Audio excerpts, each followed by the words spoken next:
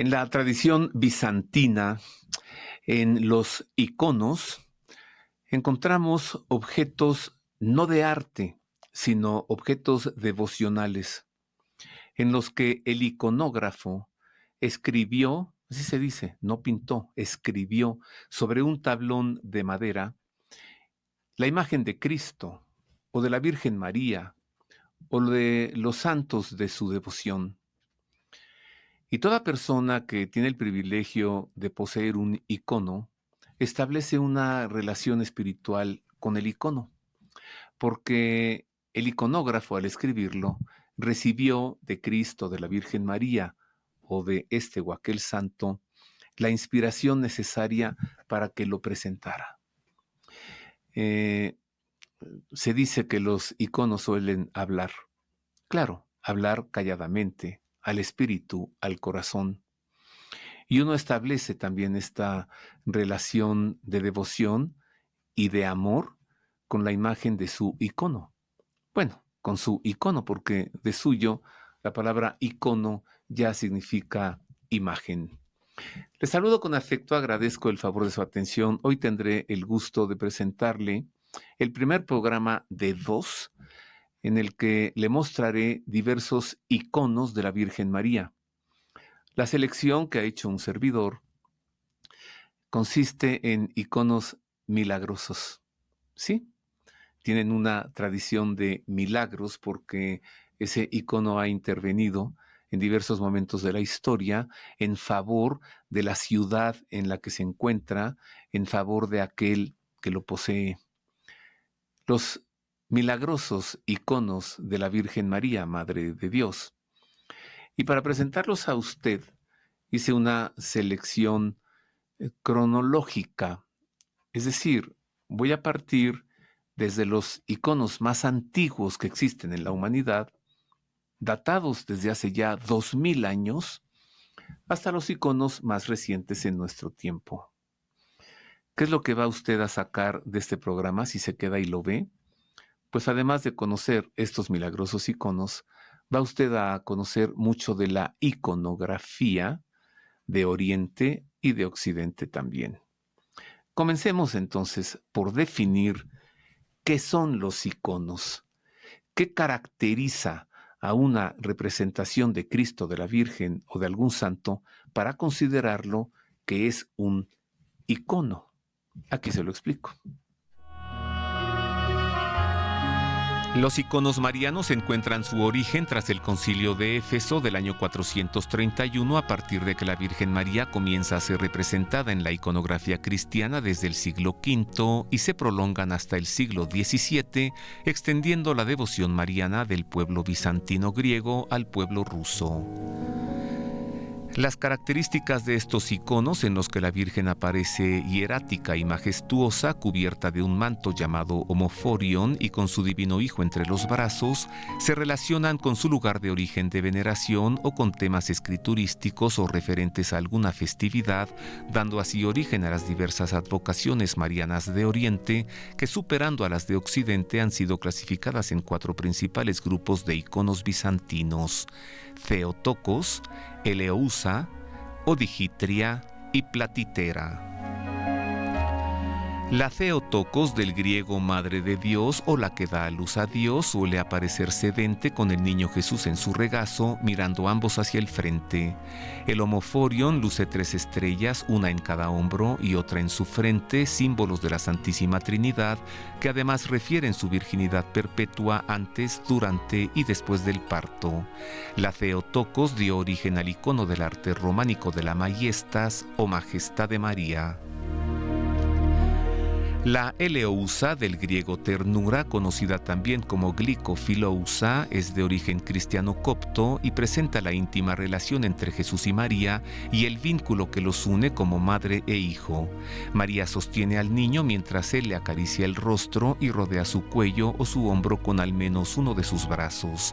Este tipo de icono representa a la Iglesia de Cristo porque muestra el amor entre Dios y el hombre, al tiempo que presenta a María como madre de la Iglesia. La odigitria, del griego la que muestra el camino, presenta a María sosteniendo al niño Jesús en sus brazos mientras lo señala, indicando que Él es la verdad. El niño suele sostener en su mano un pergamino con el texto del Evangelio: Yo soy el camino, la verdad y la vida. El color púrpura rojizo del homoforion de la Virgen es símbolo de realeza, en tanto que Jesús viste de colores blanco, símbolo de pureza, y naranja, que representa la verdad y el fuego del Espíritu Santo. La platitera, del griego la señal, muestra a la Virgen de frente, sentada o de pie, en actitud orante, con su mirada que va más allá del espectador, mientras su hijo, sentado sobre su regazo, nos bendice con la mano. La expresión del niño Jesús suele ser de adulto para indicar que será el Salvador. Algunos iconos de este tipo, conocidos como la Virgen Sagrario, presentan un medallón con la imagen del niño Jesús colocado sobre el seno de su madre en referencia al alumbramiento. Algunos iconos marianos contienen en su entorno las letras IC o XC, que significan Jesucristo, o MP y o Y, que son símbolos de la Madre de Dios.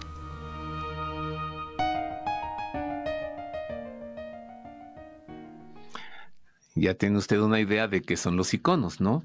Y qué son los iconos marianos y qué se caracterizan. Durante todo este programa, yo estaré diciendo la palabra icono. No diré ícono, porque hay que establecer una diferencia. La palabra icono, como ya le había dicho anteriormente, es griego y significa imagen. Un icono es una imagen. En cambio, la palabra ícono, así aguda, pues significa como lo representativo, lo típico de alguna cultura. Por ejemplo, ícono de la moda, ícono de la gastronomía, ícono del rock and roll, ícono agudo.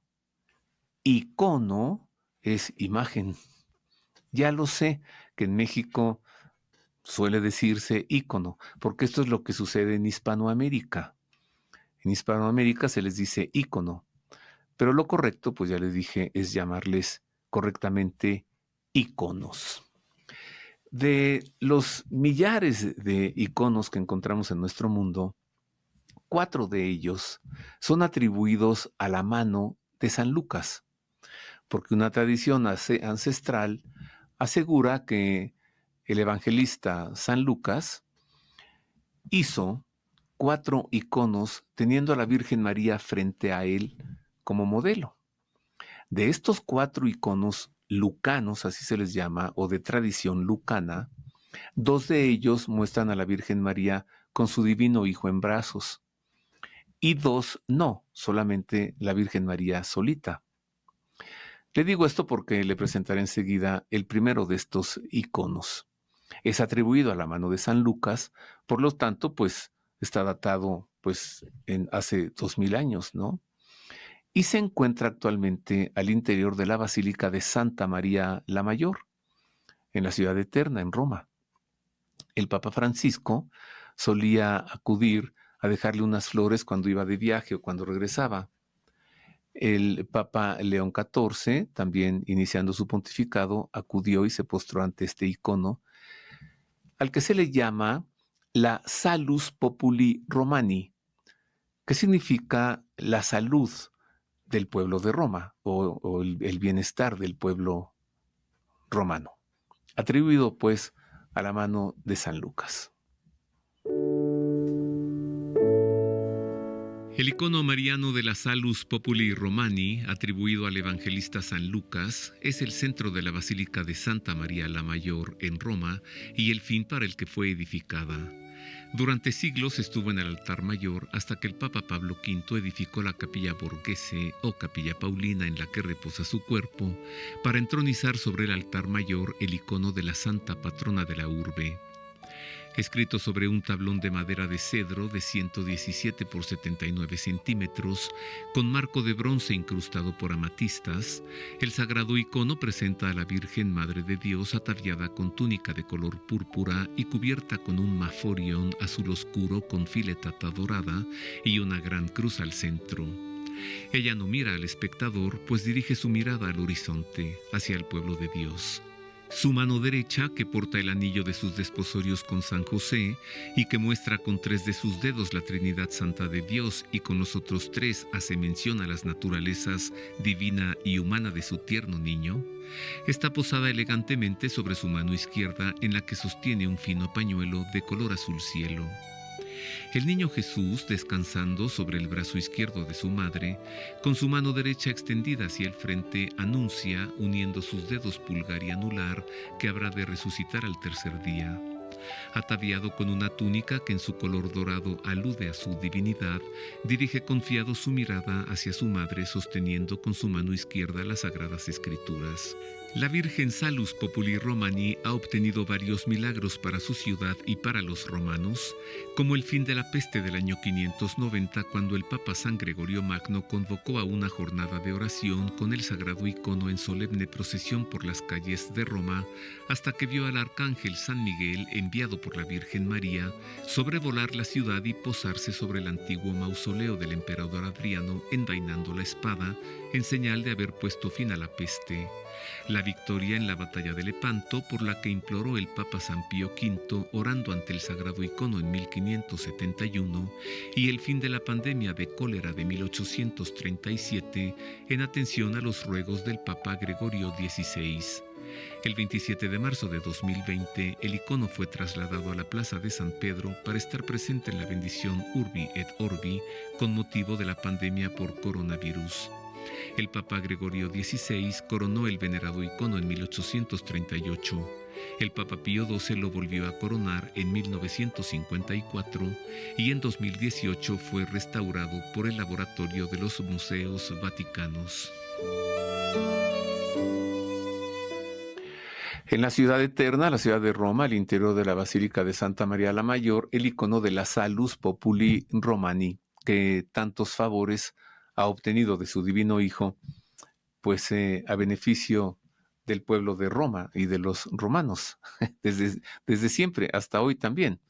Que no en aquel tiempo de la pandemia este icono fue sacado de la Basílica de Santa María la Mayor y llevado a la Plaza de San Pedro del Vaticano para la oración esta en la que se le imploró el fin de la pandemia, ¿recuerda usted?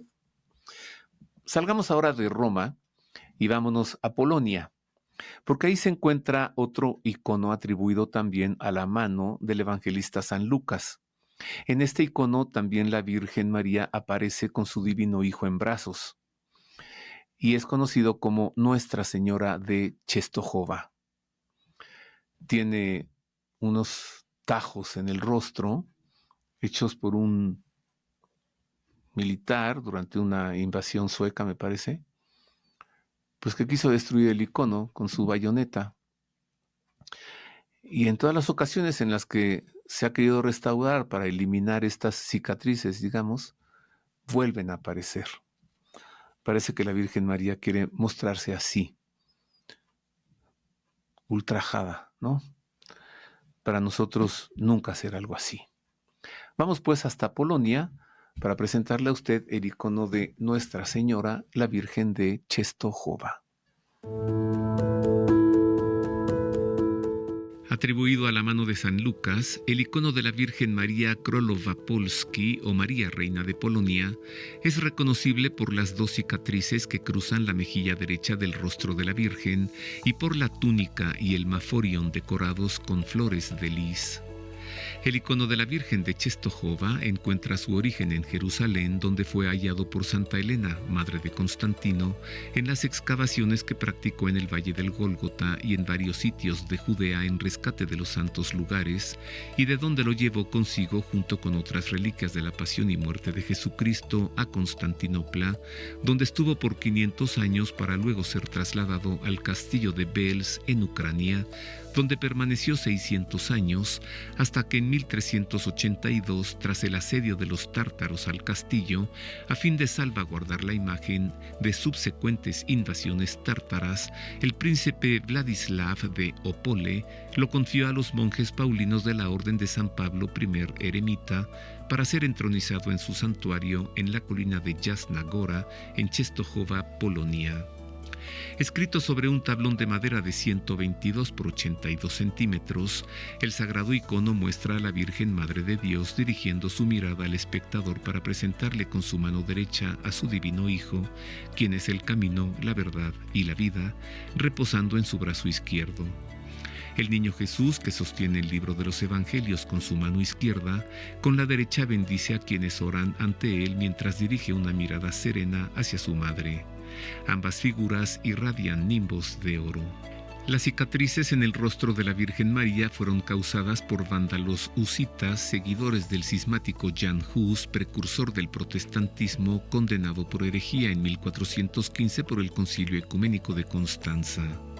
En 1430, tras atacar el monasterio de los Paulinos, los husitas lo profanaron y saquearon llevándose consigo el sagrado icono. Pero al no poder huir, pues los caballos se negaban a avanzar, pensando que el impedimento lo provocaba la Virgen María, arrojaron al suelo la sagrada imagen que luego de fracturarse en 3 partes, fue profanada por uno de los vándalos al pretender destruirlo con su espada, dejando las huellas de sus 2 afrentas en el rostro de la Virgen, pero no pudo continuar con su destrucción, pues cayó muerto al momento. El icono pudo ser rescatado y se intentó restaurar, pero la inexperiencia de los restauradores se tradujo en un deterioro tan grave que tuvo que ser escrito nuevamente hasta quedar tal como luce en la actualidad. No obstante, las 2 cicatrices han vuelto a aparecer en los diversos intentos por borrarlas. Esto en Polonia. Y mire, allí en Polonia, este icono de la Virgen de Częstochowa es a Polonia lo que la Virgen de Guadalupe es a México. Y la Salus Populi Romani es a Roma lo que Guadalupe es a México. O sea, gozan de una enorme devoción por los pueblos que le rinden culto y le dan veneración.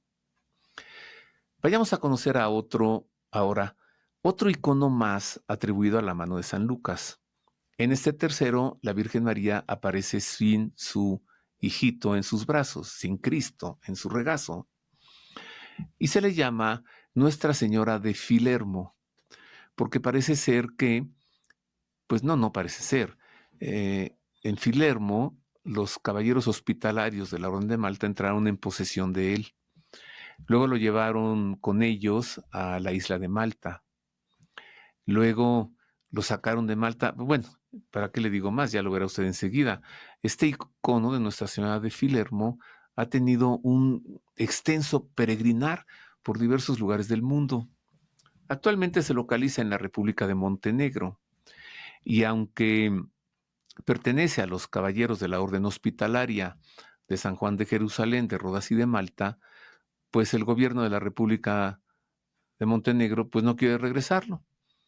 Ya les dijo, si lo quieren, pues paguen por él. A ver si algún día esa gente hace lo debido y regresa el icono a sus propietarios originales. Como pertenece pues a la Orden de Malta, detrás de la imagen del rostro de la Virgen María se ven saliendo de ella las 8 puntas de la tradicional cruz de Malta. Conozca pues a Nuestra Señora de Filermo. La Virgen de Filermo, santa patrona de la Orden de Malta, es un antiquísimo icono escrito en un tablón de madera de 44 por 36 centímetros que presenta el rostro y los hombros de la Virgen María ataviada con una túnica verde y un maforión rojo. Atribuido a la mano de San Lucas, el icono llegó a la isla de Rodas flotando sobre las aguas del mar en el siglo VIII. En 1271, tras la caída de su fortaleza en Siria, los caballeros se vieron obligados a abandonar el último bastión en Oriente y en 1309 tomaron posesión de Rodas, donde encontraron el icono de la Virgen. Lo entronizaron en su capilla monacal y la tomaron como su santa patrona bajo la advocación de la Virgen Theotokos Philermon. Por la invasión musulmana de 1522, los caballeros tuvieron que salir de la isla y allí comenzó un largo peregrinar del sagrado icono, pues los caballeros lo llevaron consigo a Mesina, Nápoles, Civitavecchia, Viterbo, Niza, Villafranca y posteriormente a la isla de Malta. Tras la victoria sobre el asedio otomano de 1565, la orden vivió 2 siglos de esplendor en los que edificaron la ciudad de La Valeta, con su nueva catedral en la que entronizaron el venerado icono. En 1789, durante su incursión a Egipto, Napoleón invadió Malta y exigió a los caballeros abandonar su isla. Pero gracias al celo del gran maestre Fra Ferdinand von Hompesch, el icono pudo ser rescatado y llevado a Trieste y de allí a Roma, de donde fue sacado en 1799 para entregarlo al zar Pablo I, nuevo gran maestre de la orden, quien lo instaló en el Palacio de Invierno de San Petersburgo, donde permaneció hasta 1917, cuando fue trasladado al Kremlin, de donde salió a Copenhague para ser confiado a la zarina madre, refugiada en Dinamarca, quien lo confió a sus hijas, quienes a su vez lo entregaron a los obispos de la Iglesia Ortodoxa. Los obispos lo entregaron en resguardo al rey Alejandro I de Yugoslavia, quien lo conservó en el Palacio Real de Dedinje, Belgrado, de donde desapareció en 1941. El icono fue redescubierto en 1997 gracias al empeño de la investigadora italiana Giovanella Berta Ferraris di Celle, quien supo por sus investigaciones en monasterios ortodoxos que el icono se encontraba en el Museo de Cetinje, capital de Montenegro. En 2004, el gran maestre de la orden, Fra Andruberti, y el soberano consejo de la orden acudieron a Cetinje a venerar el sagrado icono de Nuestra Señora de Filermo, su santa patrona reencontrada providencialmente. Sería propicio que en un gesto de nobleza, la República de Montenegro regresara el icono, luego de su tan agitado peregrinaje por el mundo, a sus propietarios originales. Y en la Ciudad de México tenemos una copia fiel de este icono, ¿sí? Está en la capilla del Santísimo, al interior de la parroquia de San Jacinto, en el barrio de San Ángel, en la Ciudad de México. Ahí está, una copia fiel del icono de Nuestra Señora de Filermo. Conozcamos enseguida el cuarto icono mariano, atribuido a la mano del evangelista San Lucas. Es conocido como la Virgen del Rosario de San Sixto. Es bellísima esta imagen, bellísima. Lamentablemente, pues con los 2000 años que pesan sobre este icono, pues ya está muy deteriorado. Prácticamente una de las manos de la Virgen ha desaparecido. En algunas partes ya se ve el sustrato debajo de los pigmentos, incluso en algunas partes se ve el tablón de madera, y se encuentra este icono en la ciudad de Roma, en un convento de monjas dominicas, que se encuentra allí en Roma. Es bellísima. ¿Y sabe qué ocurre con esta imagen de la Virgen de Nuestra Señora del Rosario de San Sixto? Que siempre en Semana Santa, bueno, es que tiene unas mejillas así como chapeaditas, ¿no? Sus mejillas de color rojo. Pues el Jueves Santo ese rubor desaparece. El Viernes Santo también. Y el Sábado Santo también. Y el Domingo de Pascua nuevamente aparece el rubor en sus mejillas. Esta es la hermosísima Virgen del Rosario de San Sixto en la ciudad de Roma.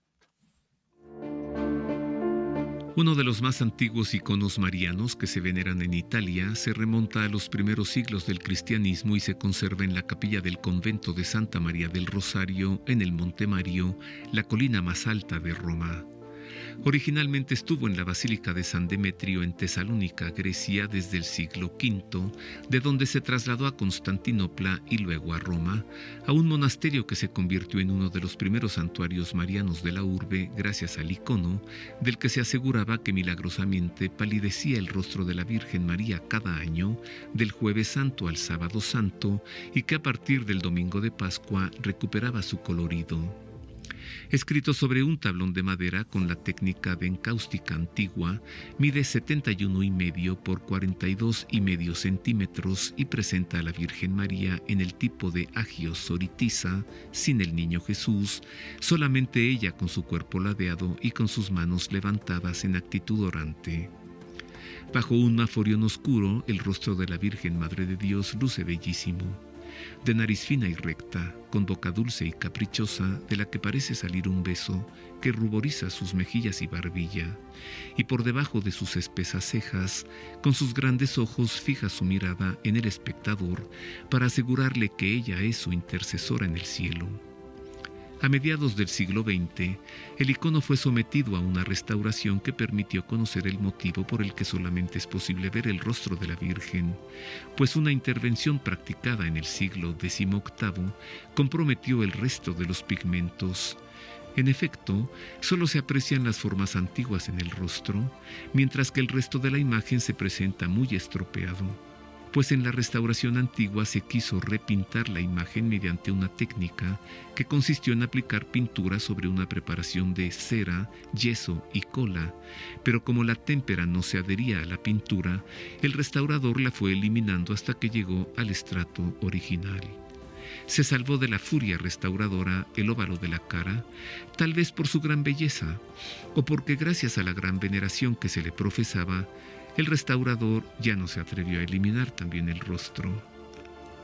Tan grande ha sido la veneración a este icono que sirvió como modelo que inspiró su reproducción en los siglos XI, XII y XIII en los iconos marianos que se veneran en las basílicas de Santa María en Aracelli, de Santa María en la Vía Lata y en el icono de la Virgen de la Intercesión de la Basílica de los Santos Bonifacio y Alessio en la colina del Aventino en Roma. Seguimos, ya que estamos en la ciudad de Roma, sigamos allí. A ver, si usted que me está viendo se llama Araceli, o conoce a alguna persona que lleve este nombre, le voy a decir que en castellano se dice Araceli, pero en italiano se dice Aracelli. Y esta palabra Aracelli está compuesta por dos palabras. Una es ara, que es altar, y cielo, que es cielo. Celi en plural, cielos. Así que Aracelli es altar del cielo o altar de los cielos. Y pues, fíjese qué cosa, ¿no? El origen de esta imagen lo encontramos en una revelación que el cielo, la divinidad, Cristo, la Virgen María, le quiso dar al emperador César Augusto, porque él la vio. A César Augusto lo ubicamos entre el año 27 antes de Cristo y el año 14 después de Cristo. Digamos que cuando el niño Jesús nació, César Augusto tuvo esa visión y quedó sorprendidísimo. Él conocía la profecía de alguien que nacería de una mujer virgen y entonces, impactado, mandó que se hiciera un altar allí en el sitio donde él tuvo la revelación. Un altar. Por eso se llama Santa María en el altar del cielo. Santa María in Aracelli. ¿Sorprendente? Sí, claro. Mire, conózcalo. En la Basílica de Santa María in Araceli, en la colina capitolina, se venera el icono de la Virgen María escrito en el siglo XI, inspirado por otro icono procedente del siglo V que se conserva en el convento dominico de Santa María del Rosario, en el Monte Mario, también de la urbe. Por sus dimensiones pequeñas, el icono revela que fue escrito para la devoción privada de los monjes benedictinos que aquí establecieron su monasterio en el siglo VI, que después fue reedificado por frailes franciscanos en el siglo XII, quienes construyeron la actual basílica. Desde el altar mayor, María acoge al peregrino que contempla su imagen escrita sobre fondo de oro y ataviada con túnica y maforión muy solemnes por su color negro, por sus bordes dorados y por su decoración con cruces griegas en oro. De nariz fina y recta dirige su mirada a quien a su vez la mira y con sus manos le invita a confiarse a su cuidado, como lo demuestra con su mano izquierda que descansa sobre su pecho, indicando que intercede por quienes acuden a ella. Clasificado como Virgen Panagia Agio Soritiza por la ausencia del Niño Jesús, el icono de Santa María in Araceli es considerado milagroso porque a pedido de los romanos puso fin a la peste negra que azotó a la urbe en 1348, como refiere una placa de mármol al ingreso de su basílica. Infinidad de peregrinos aseguran que en diversas ocasiones la Virgen ha llorado por acontecimientos trágicos de Roma. El nombre del icono y el de la Basílica Araceli significa altar del cielo debido a una revelación que recibió César Augusto, emperador de Roma, cuando Jesús nació en Belén. Augusto aseguró que la sibila Tiburtina le reveló en sueños que del cielo vendría un dios de aspecto humano que reinaría por siglos y que juzgaría a las naciones, y que al despertar vio a una mujer con un niño en sus brazos al tiempo que escuchó una voz que le revelaba: «Este es el altar del Señor del cielo». El emperador se postró para adorar al niño y venerar a su madre sin saber que se trataba del recién nacido en Belén, e hizo levantar un altar en el sitio de la aparición, donde posteriormente la madre del emperador Constantino, Santa Elena, hizo edificar allí una primera iglesia a principios del siglo IV. La experiencia mística de César Augusto permite afirmar que antes de que el cristianismo se extendiese por el Imperio Romano, ya se había edificado un altar en su nombre y que la Basílica de Santa María in Araceli es la única iglesia cristiana edificada sobre el primer altar a Cristo antes de Cristo, lo que la hace ser única en el mundo.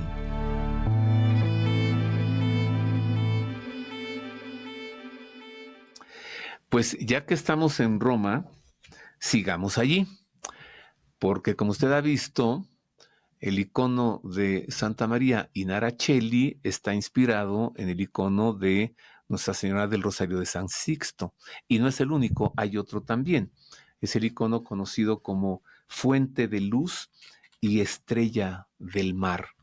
Bellísimo, la Virgen pues luce una corona, tiene un aspecto como de una princesa bizantina, es muy solemne y se venera en la ciudad de Roma también, en la iglesia de Santa María in Via Lata. Vía Lata significa Avenida Lata, entonces ahí está esa iglesia, en la Vía Lata de Roma. Cuando usted vaya a Roma, pregunte por la Vía Lata. Es muy fácil, toma un taxi y ya. Dice, andiamo, prego, a la Vía Lata. Y le va a decir, ¿a dónde en la Vía Lata? A la chiesa, o sea, a la iglesia, a la chiesa di Santa María in Via Lata. Ahí desciende del taxi, entra y contempla este icono. Y lo venera. Y se postra y le avienta algún beso y le dice, Santísima Virgen María, te amo, Madre mía, te amo. Vamos pues otra vez a Roma, a la Vía Lata, para que usted conozca el icono de la Virgen Fuente de Luz y Estrella del Mar.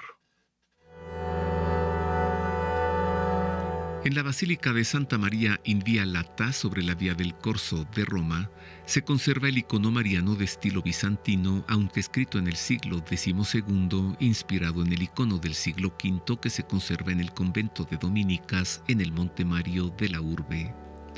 Así como la estrella polar orienta el rumbo de los viajeros, así también este icono de la Virgen Madre de Dios, en el que se le invoca como Fons Lucis o fuente de luz, y como Stella Maris o estrella del mar, guía los pasos de quienes ya están en el camino de la verdad siguiendo a Cristo.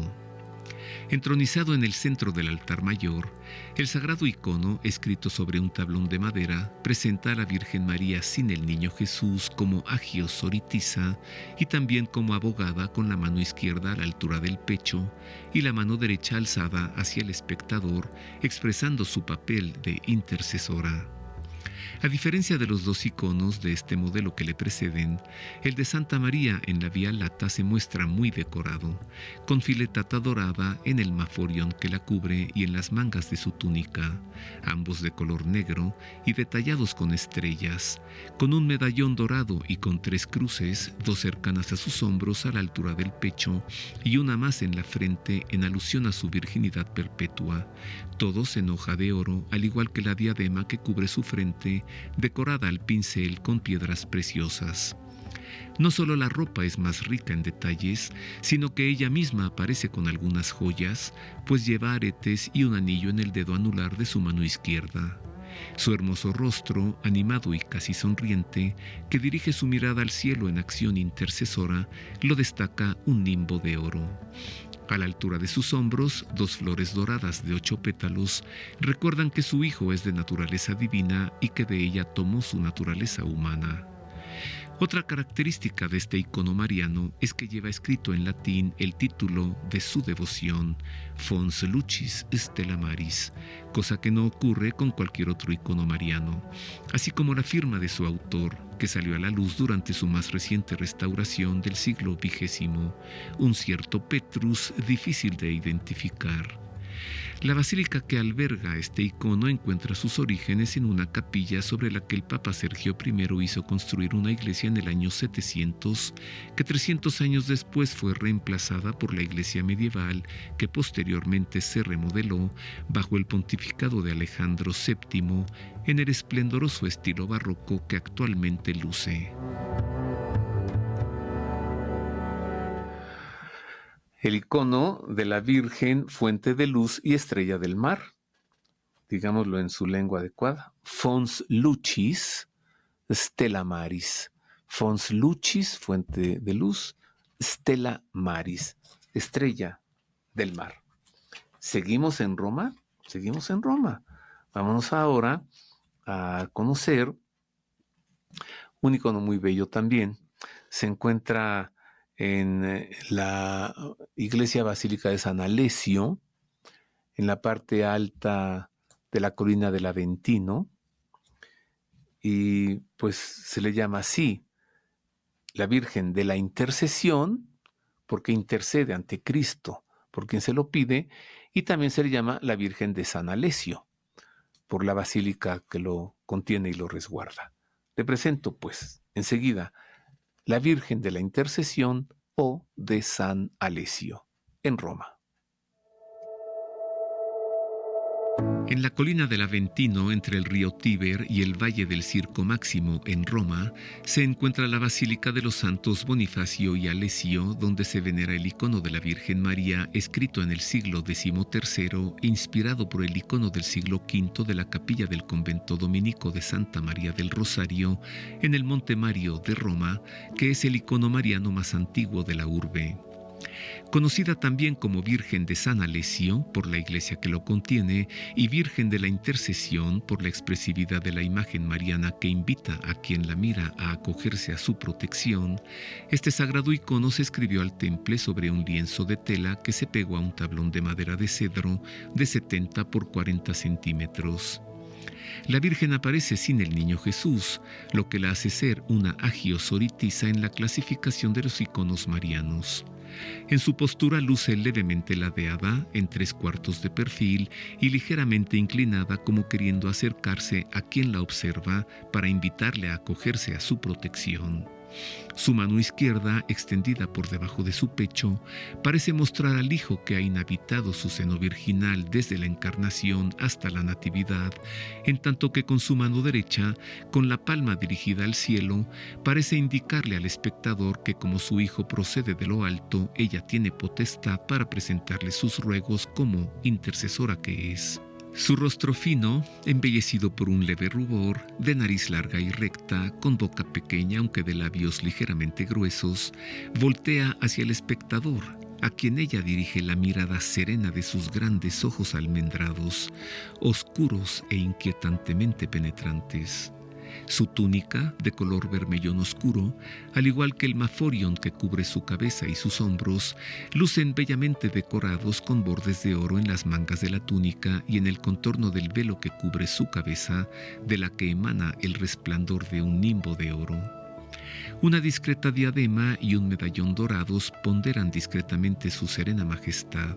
El tablón de madera del icono está contenido por un marco de madera bruñida en oro que a su vez sostiene una corona, pues en 1645 la Virgen de la Intercesión fue objeto de coronación canónica decretada por el Papa Inocencio X en atención a la gran cantidad de peregrinos que han acudido a ella a solicitar y agradecer los muchos milagros que han obtenido por su maternal intercesión.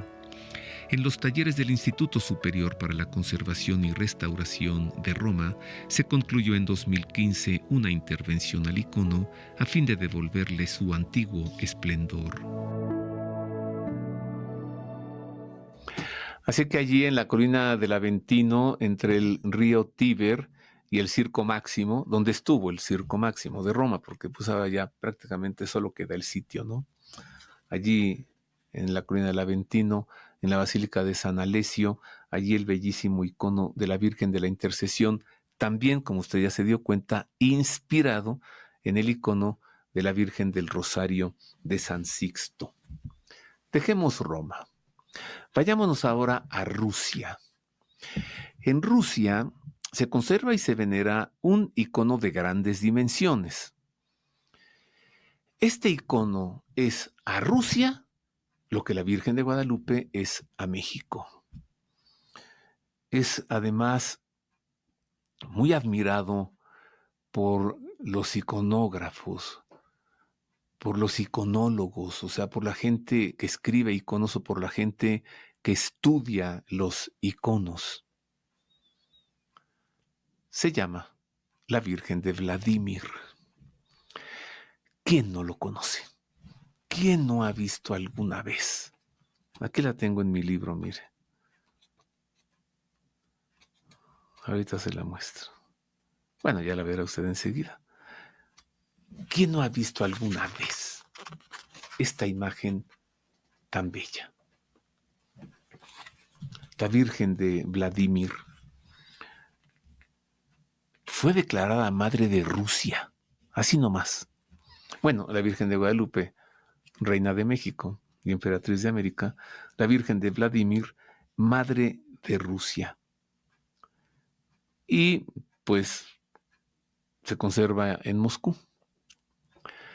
Lamentablemente, no al interior de una iglesia, sino de un museo. Pero los rusos, con tanta delicadeza, allá dentro del museo, hicieron una capilla para que el icono de Nuestra Señora de Vladimir quedara dentro de una capilla. Vamos a Moscú. Nuestra Señora de Vladimir.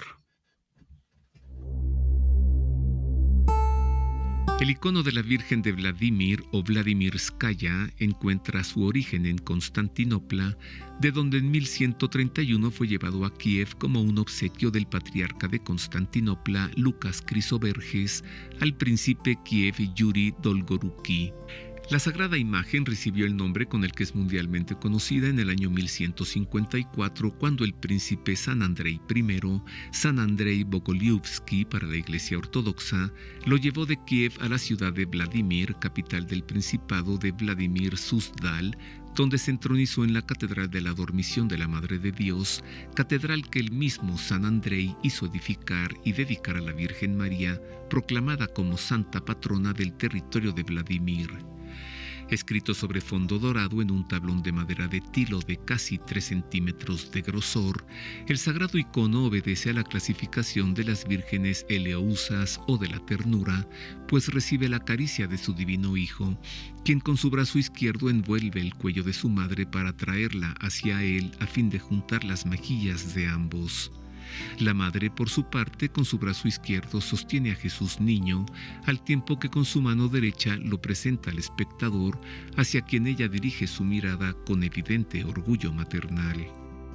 La vestimenta de la Virgen consiste en una túnica color púrpura oscuro con mangas adornadas por filamentos dorados y en un maforion que cubre su cabeza con las 3 estrellas, de las que solo se ven 2 en referencia a la Santísima Trinidad y a la virginidad perpetua de María antes, durante y después del parto. El niño Jesús viste una amplia túnica dorada con faja plateada.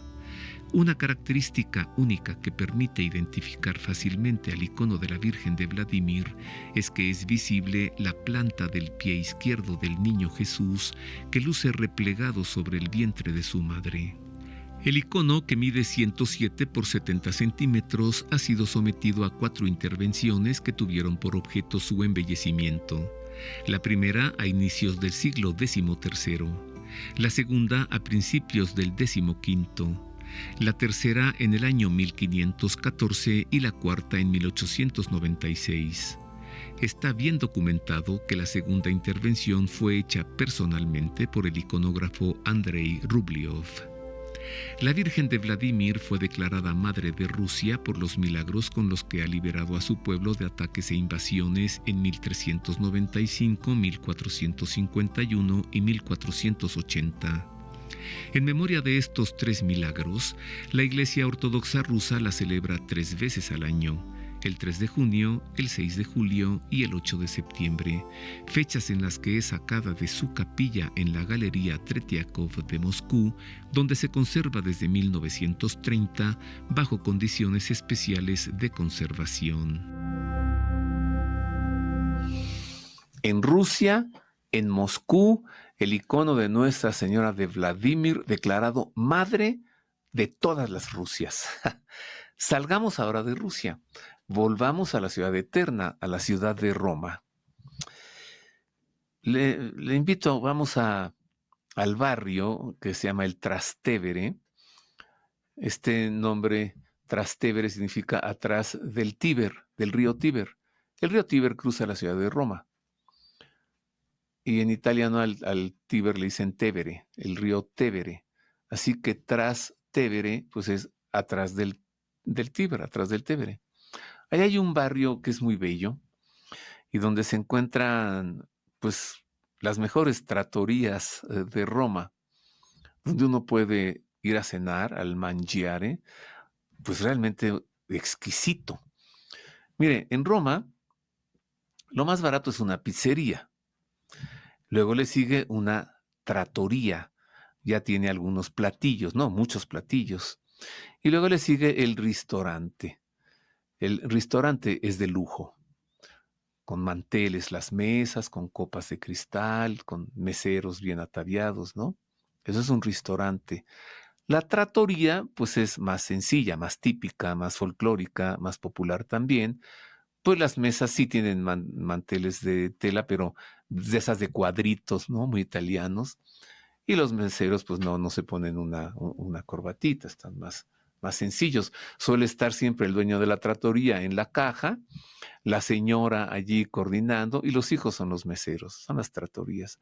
Bueno, pues allí en el barrio del Trastevere, donde se encuentran las trattorías más exquisitas de Roma, allí hay una iglesia basílica dedicada a la Virgen María, que por cierto es anterior a la Basílica de Santa María la Mayor, y se llama Basílica de Santa María in Trastevere, ¿ok?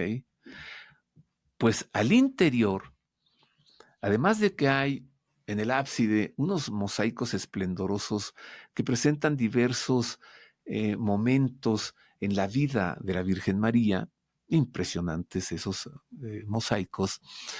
Mirando usted de frente hacia el altar, de frente hacia estos mosaicos, frente al ábside, usted podrá ver 2 capillas laterales, una a cada lado del presbiterio.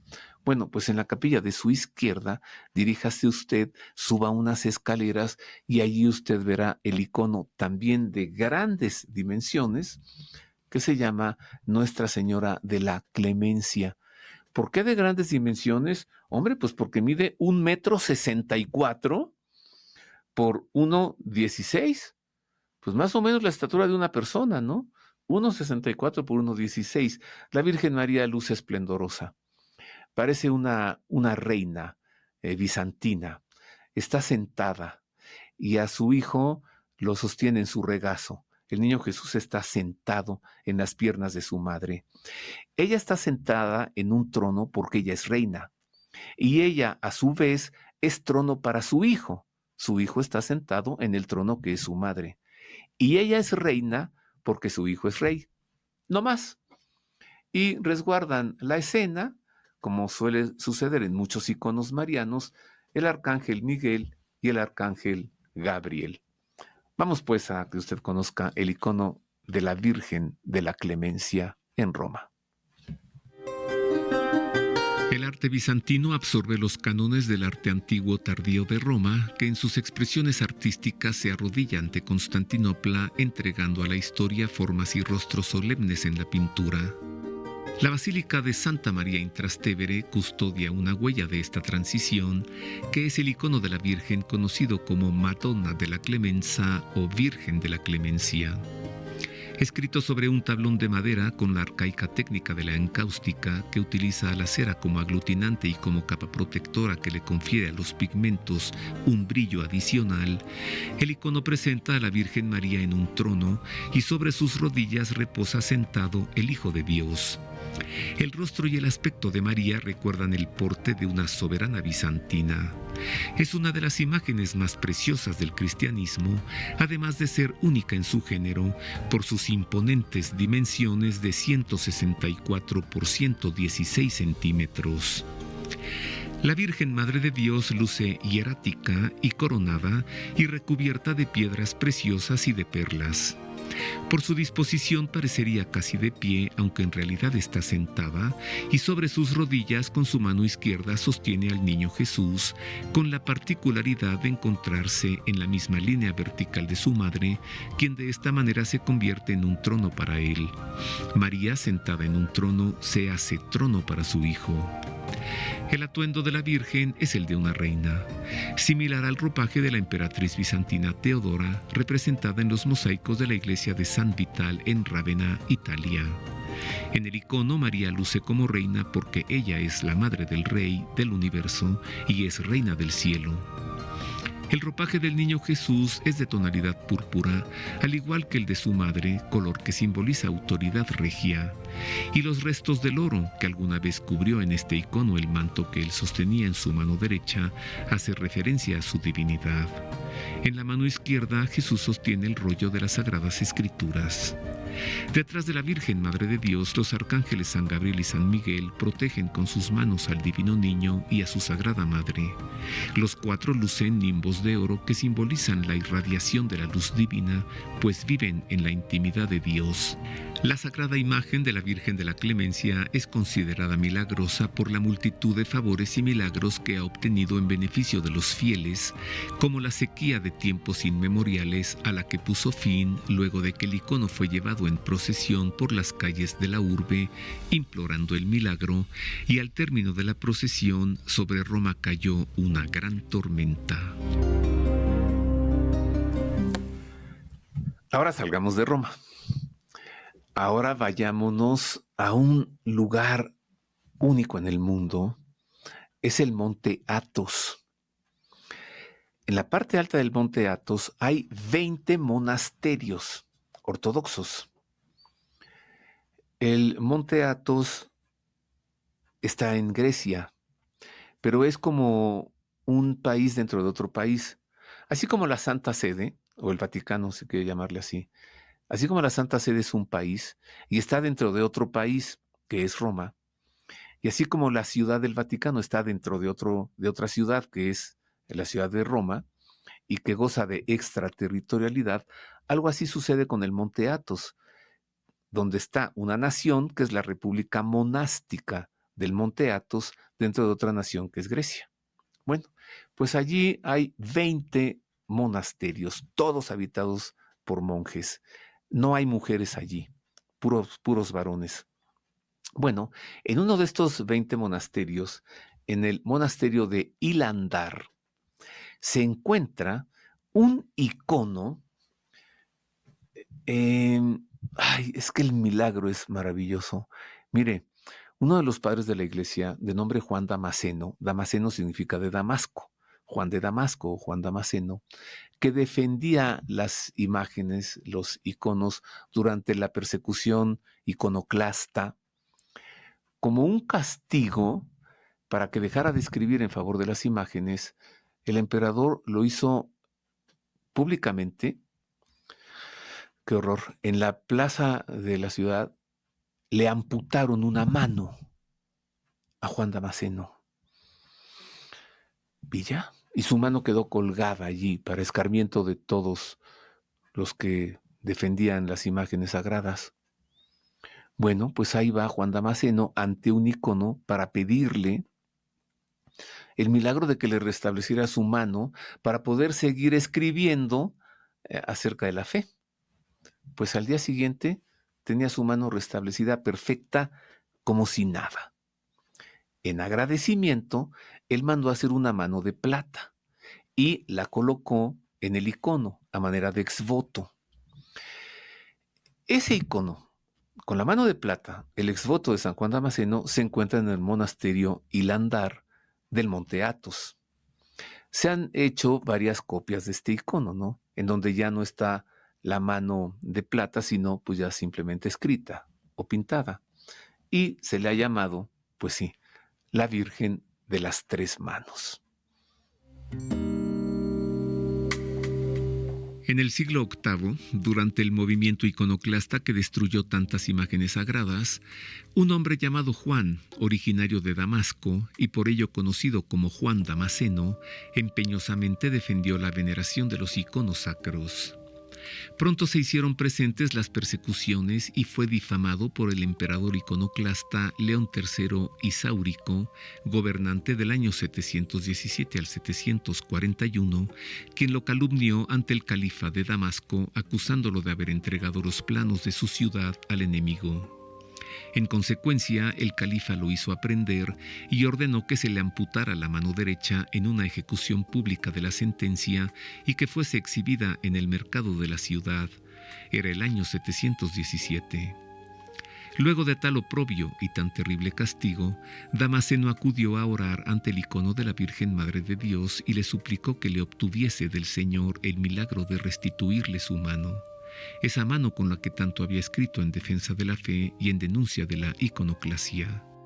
Exhausto, durante la oración cayó en un sueño en el que vio que la Virgen María venía a él para asegurarle que recuperaría su mano a fin de que continuara con su tarea en defensa de la fe.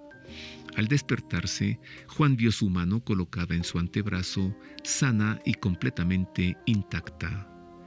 Agradecido por el milagro, Juan Damasceno colocó sobre el icono a manera de exvoto una mano elaborada en plata ilustrando el prodigio celestial.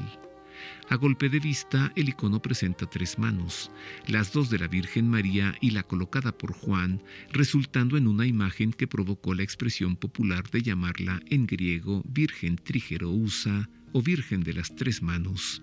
Juan se entregó a la vida religiosa haciéndose monje en el monasterio de San Sabas, cerca de Jerusalén, al que donó su milagroso icono y donde murió hacia el año 787.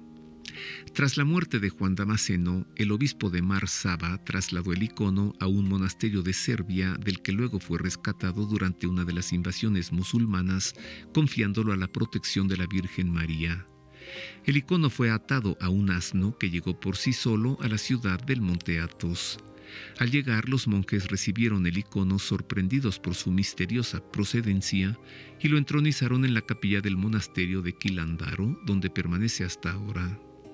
San Juan Damasceno dejó escrito un impecable sustento al culto de las imágenes al escribir: en otros tiempos, Dios no había sido representado nunca en una imagen al ser incorpóreo y no tener rostro. Pero dado que ahora Dios ha sido visto en la carne y ha vivido entre los hombres, yo represento lo que es visible en Dios. ¿Qué le parece? La Virgen de las Tres Manos, un milagro que la Virgen María le hizo a San Juan Damasceno. Estoy viendo aquí Mi libro con varios iconos. Aquí viene, por supuesto, también el icono de la Virgen del Perpetuo Socorro, que es yo creo que el más conocido por los mexicanos, ¿no? El más conocido en México. En este libro yo presento más de 30 iconos, todos marianos, nada más iconos de la Virgen María. Pues es fruto de una gran investigación. Para investigar sobre estos iconos tuve que trasladarme a los lugares donde se encuentran y investigar y preguntar, ¿no? Para poder dárselos a conocer a usted. Y la intención de un servidor, pues, es que se estableciera un diálogo con la Virgen María a través de sus sagradas imágenes, pero también que en México se conociera la tradición iconográfica que es tan desconocida en México. No se me enoje, ¿no? ¿Por qué en México no hay iconos? No se me moleste. No los hay porque en México nomás tenemos 500 años de cristianismo. Nada más. Somos bebés en la fe. En México somos bebés. Los iconos, ya le he presentado a usted, pues hay algunos que tienen 2000 años y además sus inicios son en Oriente, el Imperio de Bizancio. Pasan a Grecia, pasan a Rusia, pasan a Constantinopla, etcétera, ¿no? Pero de México todavía ni se sabía. Bueno, no se sabía del continente americano. Los pocos iconos que tenemos en México, pues es porque algunos migrantes del Líbano o de Siria los han traído con ellos, o porque aquí algunas personas muy, pues, afectas a los iconos, pues han mandado a hacer algunos, ¿no? Es el caso de un servidor. Yo tengo iconos en la casa de usted y dialogo y platico con ellos. Claro que sí. Así que, pues, quise dar a conocer la tradición iconográfica y por eso es que me di a la tarea de escribir este librito que se llama Los milagrosos iconos de la Virgen Madre de Dios. Tiene un prólogo del arzobispo de Toluca, Monseñor Raúl Gómez, tiene un prefacio del arzobispo de Antioquía, Monseñor Ignacio Samán, y una introducción del padre Edgar Alán Valtierra.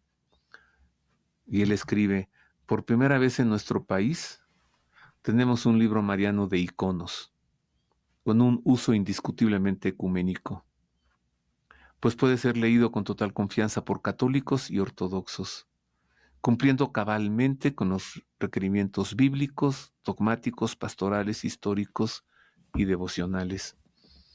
Y como debe ser, pues lo sometí al juicio y a la aprobación de la Iglesia, y entonces cuenta con su nihil obstat e imprimatur. O sea, nada obsta, se puede imprimir. Se lo muestro porque en este libro usted puede conocer más iconos, más de la iconografía y más iconos milagrosos, iconos de la Virgen Madre de Dios. Lo encuentra en librerías Verbum, también lo encuentra en la Casa de San José. Bueno, vamos a ver, ¿qué iconos le presenté hoy? Primero le hablé de lo que son los iconos marianos. Luego vimos el icono de la Virgen Salus Populi Romani. Luego Nuestra Señora de Czestochowa, Nuestra Señora de Filermo, la Virgen del Rosario de San Sixto, Santa María Inaracelli, Fuente de Luz y Estrella del Mar, la Virgen de la Intercesión o de San Alesio, la Virgen de Vladimir, la Virgen de la Clemencia y la Virgen de las Tres Manos. Yo quisiera seguir, pero pues el tiempo ya se nos acabó, así que haré una segunda parte en la que tendré el gusto de presentarle la Virgen Panagia Portaitisa, Nuestra Señora de Kazán, que también está en Roma, este icono no en Moscú, en San Petersburgo, la Virgen Paramicia del Consuelo, la Virgen del Perpetuo Socorro, que es, como le decía, el que conocemos mucho en México, Nuestra Señora de Damasco, María, Madre de la Verdad, la Madre del Buen Consejo, Nuestra Señora de Balamant, bueno, la Madre del Buen Consejo, que está en Genazzano, Italia, y el primer día de su pontificado, el Papa León XIV fue a Genazzano para orar ante la Virgen del Buen Consejo, orar ante ese icono y pedirle consejo para pontificar. Nuestra Señora de Baramant, que está en Líbano, y cerraré con el impresionante icono de Nuestra Señora Pandanasa, palabra griega que significa reina de todo. Impresionante porque está curando el cáncer. Ah, sí. Llega alguien con cáncer, se encomienda a ella y el cáncer desaparece. Así que por ahora agradezco el favor de su atención y le espero en la segunda parte de los milagrosos iconos de la Virgen Madre de Dios. Me despido de usted, le abrazo y pido a la Virgen Santa que tanto a usted como a un servidor nos cubra con su manto sagrado, nos proteja y nos libre de todo mal. Amén.